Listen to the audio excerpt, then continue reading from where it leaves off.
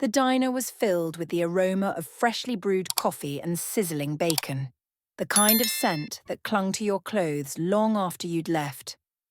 I settled into my usual booth by the window, gazing at the rain as it streaked down the glass, blurring the neon lights outside. It was yet another late shift, another night of pouring coffee for weary truckers and regulars who preferred staying rather than heading home. Then the door swung open and he walked in. Brooke shook the rain from his hair, his jacket already drenched. He was tall and slender, with a face that still held remnants of the boy he used to be, though now it had sharper features. He scanned the room, spotted me, and smiled. That smile always had a way of easing the tiredness in my bones. "Mom," he said, sliding into the booth across from me. "You didn't tell me you were working late." I sighed and rubbed my temple. "I picked up an extra shift. Janine's kid is sick." Brooke frowned. "You need to stop doing that." I knew exactly what he meant. It had been 3 years since Tom passed, and here I was still juggling 2 jobs, running on fumes, hardly giving myself any time to breathe outside of working for the next paycheck. Brooke had been telling me for months, years even, that I needed to slow down. "I'll rest when I can afford to," I said, forcing a smile. "What are you doing here? I thought you were working tonight." "I got off early," he said, leaning back against the worn vinyl seat and stretching his legs as if he belonged there. Maybe he did. Brooke had practically grown up in this diner, doing his homework in the corner booth while I worked long hours. He knew the place as well as I did. He studied me for a moment, his dark eyes too perceptive, too understanding. "You look exhausted." I waved him off, but his gaze felt heavy, pressing. "I'm fine." "You're not fine.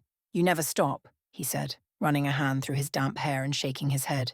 "You shouldn't have to work this much." "It's not fair," I replied lightly, taking a sip of my now cold coffee. "Life's not fair." "You've got to deal with it," Brooke said, but he didn't laugh. "You never go out. You never do anything for yourself. I don't have time for that." "You should make time." There was something different in his tone now, something firm, almost pleading. I realized this wasn't just another one of our usual conversations. Brooke had been watching me struggle, and it bothered him. "I got another job," he said suddenly. I blinked. "What, another job?" "At the hotel by the highway. Night shifts," he said casually, like it was no big deal. But I knew what it meant. He was already working as a waiter, taking on every extra shift he could find. "Brooke, no," I said, my voice sharper than I intended. "You're already working too much. I can handle it." "You shouldn't have to." "Neither should you," he shot back. We stared at each other for a long moment. The rain kept pouring outside, and the diner hummed softly with the sounds of clinking dishes and quiet conversations. "You need to live, Mom," he said more softly now, "not just work." A lump formed in my throat. I wanted to argue, to tell him he didn't understand, but the truth was, he did. Brooke had grown up too quickly, taken on too much responsibility. He saw me as more than just his mother. He saw me as a person, and that terrified me.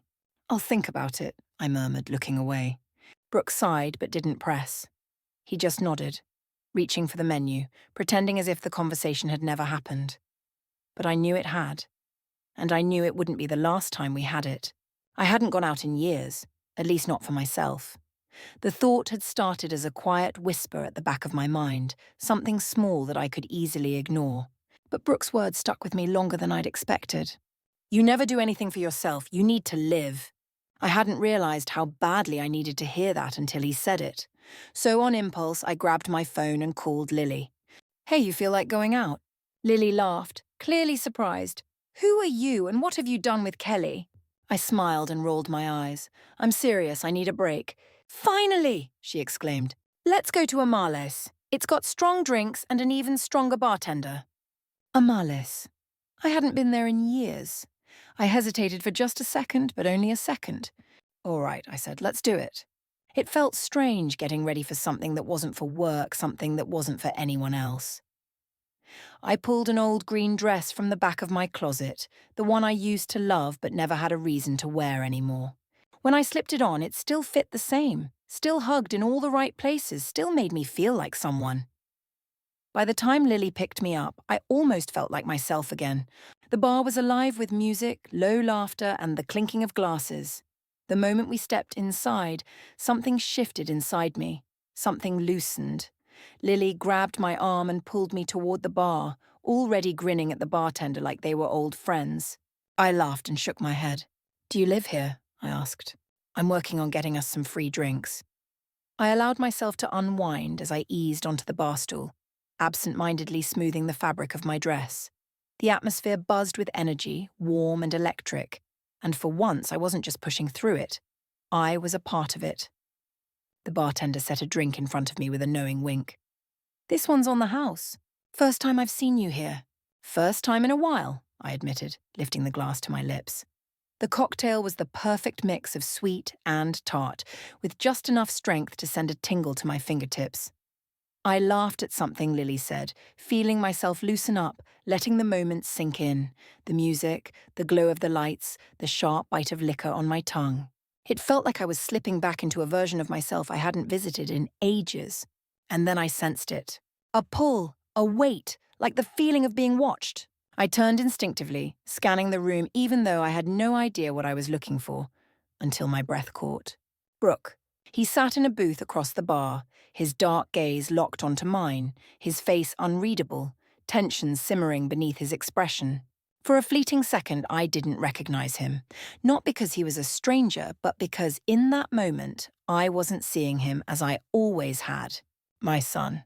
The boy who used to doze off in the back seat on long car rides. The same boy who would make me coffee when I was too exhausted to stand. But the man staring at me now was different, and the way he looked at me, like he didn't quite recognize me either, sent a knot twisting in my stomach, one I couldn't explain. I tilted my head slightly confused. Brooke didn't move. He didn't look away. What was going through his mind? Lily nudged me, pulling my attention back toward the bar. "What's up?" I hesitated, then shook my head. "Nothing," I murmured, but my heart still pounded in my chest, an unfamiliar warmth spreading through me. Turning back toward the bar, I gripped my glass a little tighter. "You okay?" Lily asked, her brows knitting slightly. I forced a small smile. "Yeah, just wasn't expecting to see someone I know." She followed my line of sight over her shoulder, then turned back to me with a slow, knowing smirk. "Oh," she said.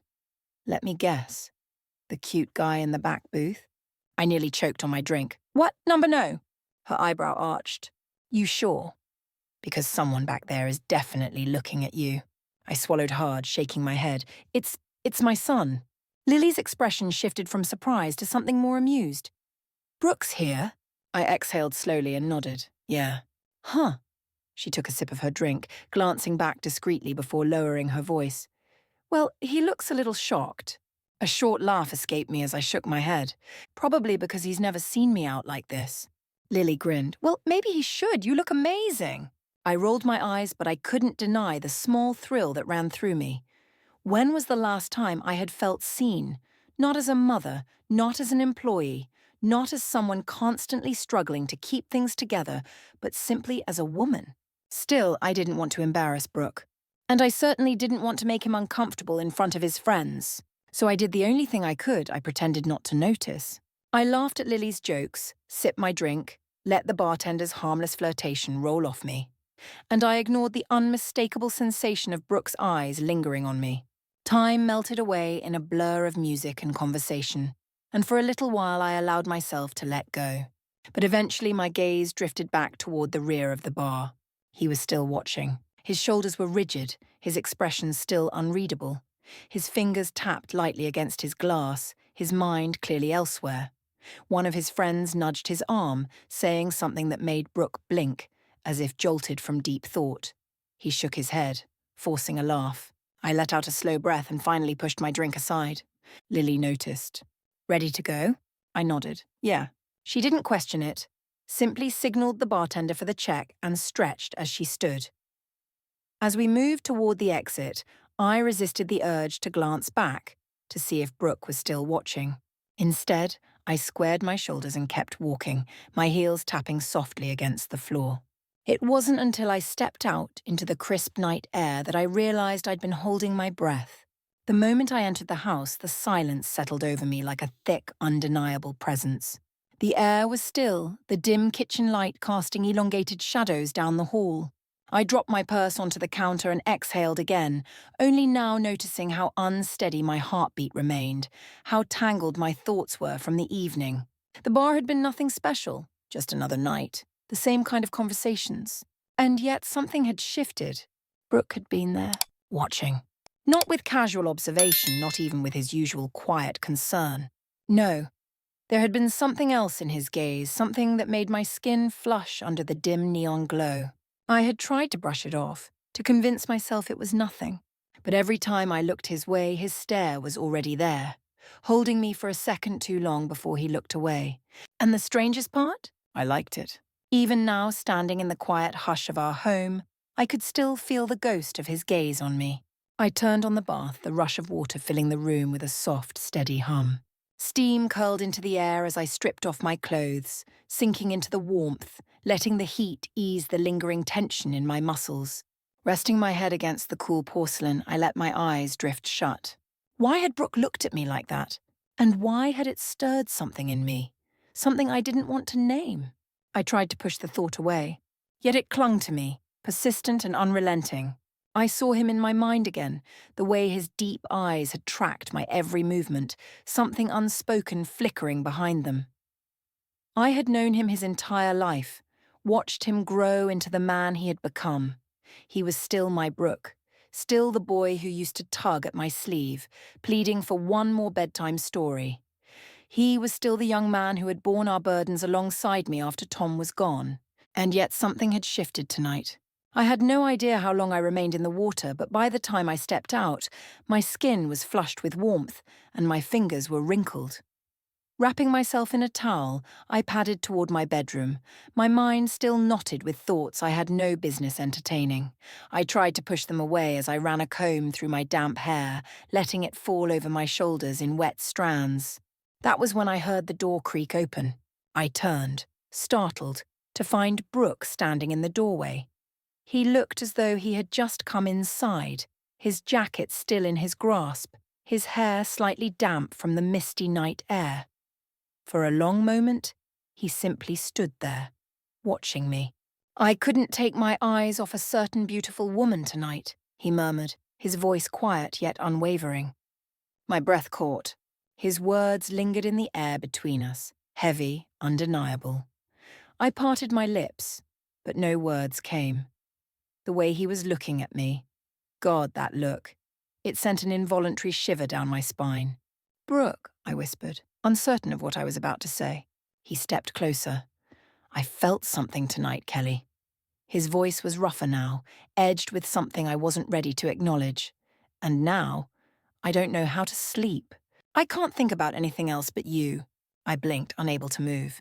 "I don't know how to handle this," he admitted, and for the first time his voice faltered. I've tried to push it away to convince myself I don't feel it, but I do. He exhaled, shaking his head. "And I think you feel it too." His words split something open in my chest. I should have told him he was mistaken. I should have laughed, brushed it aside, called him tired or confused or anything that would make this moment vanish. But I didn't, because the truth was I had felt it too. I had felt it when my pulse quickened under his gaze. I had felt it in the strange, nervous thrill that coursed through me when he spoke. I had felt it in the way my thoughts refused to release the weight of his stare at the bar. But none of it made this right. I turned away, gripping the edge of the dresser as though it could steady me. "This isn't—" My voice wavered. "Brooke, this isn't something we can talk about." He didn't move. "I know," he said at last, but something in his tone told me he wasn't going to let this slip away so easily. "I'll see you in the morning," I whispered, hoping he would take the hint, hoping he would leave before this moment unraveled into something neither of us could undo. A pause then. Slowly, I heard him take a step back. The door creaked faintly as he pulled it open, and after a moment, he was gone. I exhaled shakily, gripping the dresser tighter. The house was silent once more, but it didn't feel the same. It never would again. I woke to the scent of coffee, rich and warm, drifting through my half-open bedroom door. For a few blissful moments I remained still, suspended between sleep and wakefulness, letting the aroma cocoon me like something familiar and safe. But then, The memories of last night came rushing back in slow, deliberate fragments. The way Brooke had looked at me, the things he had said, the thick silence between us before he walked away. My chest tightened. I turned my head toward the window, watching the golden morning light seep through the curtains. Maybe I had imagined it all. Maybe it had been nothing more than exhaustion, misplaced emotions. And in the clarity of daylight, everything would settle back into place. But then my bedroom door creaked open. Brooke stood there holding a tray of coffee, scrambled eggs, and toast. His dark hair was still damp from a shower, and he wore a plain white t-shirt, his easy confidence filling the room as if this was normal, as if he belonged here, as if we were something. "Good morning," he said, a slow smile teasing the corner of his lips. I sat up, pulling the blanket higher around me. "You made me breakfast." "You're not going to work today." I blinked. "What?" Brooke stepped inside, setting the tray on my lap as he perched on the edge of the bed. He met my gaze, calm and steady. "I fired you?" I let out a breathless laugh, half expecting him to grin and tell me he was kidding. But he hadn't. "What? What do you mean you fired me?" I demanded, my stomach clenching. He leaned back slightly, stretching his arms behind him. "I called them this morning and told them you're not coming back." A surge of panic rose in my chest. "Brooke, I need that job. We need the money." "No, you need rest," he corrected, his voice gentle yet unwavering. "I saw you last night, Kelly. You looked alive. It was the best I've ever seen you. That's who I want. That version of you, not the one who's worn out every night, running on empty." I stared at him, my heart pounding against my ribs. The way he spoke, the way his gaze held mine, it felt as though he had taken control, not just of my job, but of my choices. I should have been furious, should have stood my ground, but instead, a strange warmth bloomed inside me. Some part of me welcomed it. Welcomed the way he took care of me, the way his eyes lingered on me like I belonged to him. "This isn't how life works, Brooke," I protested, but my voice wavered, lacking conviction. He smirked. "It is now." Days passed, and everything shifted. It started small. Tiny gestures that made me feel like more than just a mother. Brooke began leaving flowers on the kitchen counter, sometimes roses, sometimes wildflowers he claimed to have stumbled upon. He started taking me out. Lunches, strolls in the park, anywhere that wasn't the diner or the four walls of our home. And he never asked permission. He simply decided, and I went along because, God help me, I wanted to. Then, one evening, he completely caught me off guard. "We're going out tonight," he announced, stepping into the living room where I was curled up with a book. I raised a brow. "Where?" "A bar," I scoffed. "I'm not going to a bar with you, Brooke." He crossed his arms, his grin slow and knowing. "Why not?" I hesitated. "Because I'm too old for that." His eyes darkened slightly, a flicker of something unreadable passing through them. Then, in one smooth motion, he closed the distance between us, leaning down until we were mere inches apart. "You weren't too old last night," he murmured, "when I couldn't take my eyes off you." My breath caught. "You weren't too old when you made me feel something I've never felt before," he added, his voice softer, more intense. "So don't give me that excuse." I swallowed, looking away. "Brooke, people will talk." He smirked. "Let them." And before I could come up with another protest, he grabbed my hand and pulled me up from the couch. "Come on, Kelly, just once. Just one night with me." And God help me, I said yes. The bar was dimly lit, filled with the quiet hum of laughter, the clinking of glasses, and the rich scent of whiskey mingling with the warmth of bodies lost in easy conversation. Brooke thrived in that atmosphere, relaxed, self-assured, fingers wrapped around his drink as he leaned in to whisper something to me. At first I felt awkward, out of place, but then he started teasing me, cracking jokes the way he always did, and before I realized it, I was laughing, really laughing. We drank, we danced. We let the music swirl around us as if we were the only two people in the room. And for the first time in years, I felt wanted. Not just as a mother. Not just as someone struggling to get through the day, but as Kelly, a woman. When we got home, I was still breathless from the night, the buzz of it thrumming through my veins. I kicked off my shoes in the entryway, shaking my head with a laugh. "I can't believe you talked me into that." Brooke shut the door behind us, his gaze never leaving mine. "I can." Before I could react, he stepped forward, gripping my waist and pulling me toward him. Then he kissed me. I gasped softly against his lips, but I didn't pull away. I couldn't. His hands held me firmly, possessively, as if he had been waiting for this moment. And the worst part? I had been waiting too. When we finally broke apart, my head was spinning, my breathing unsteady. "Brooke," I whispered, but he shook his head. "Don't," he murmured. "Don't pretend you didn't feel that too." I couldn't lie. I had felt it. And just like that, we crossed a line we could never uncross. We became something secret, something reckless, something impossible. Something I wasn't sure I had the strength to stop. Sometimes life is unpredictable. It hits you out of nowhere, dragging you along. But if you both want it, if it feels right, why fight it? Life gradually began to change. Brooke landed a remote job online. At first, the money wasn't much, but soon he started earning well. And every time he would smile and say, "Kelly, you're my muse. I make money because you make me happy." This was just the beginning of our story. Because in the end, isn't happiness what we all want?